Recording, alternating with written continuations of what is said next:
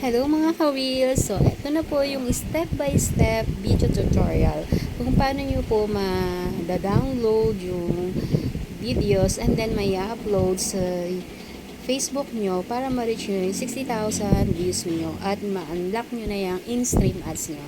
So, watch this.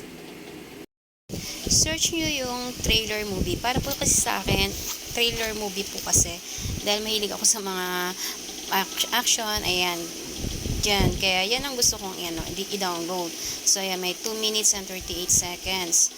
So, share natin siya. Then, yung link niyan, lalabas. Copy link lang po yan. And then, sa another browser po, yan, i-search nyo naman dyan yung downloader for MP4. Yan, online MP4. And then, ayan, free online downloader yan. Video downloader. So, paste nyo dyan and then download. So, yan, magda-download yan. Huwag nyo yung i-block nyo na lang kung may lalabas na pop-up. Pero yan, download again kasi dinownload ko na siya.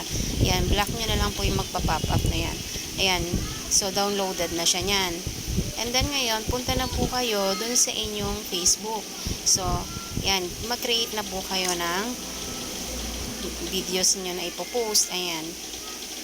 So, copyhin nyo na lang po yung title.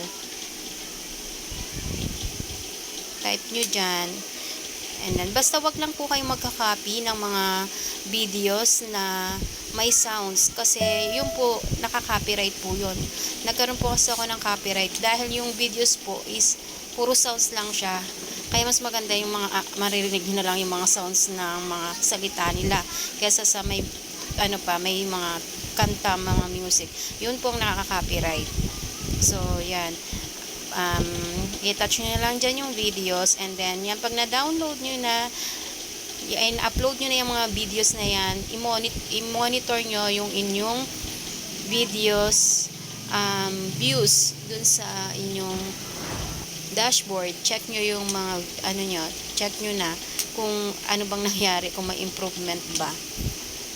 Diyan, hindi ka talaga i-share nila. Automatic pag nagustuhan nila yung palabas, talagang sinishare nila. Ang daming mag-share. So, ganun lang po yung gawin nyo din. Mag-post lang din po kayo. Basta ingat lang din po sa mga watermarks na mga videos. Huwag nyo po yung i-download, no? Baka, yun po ang nakaka-copyright.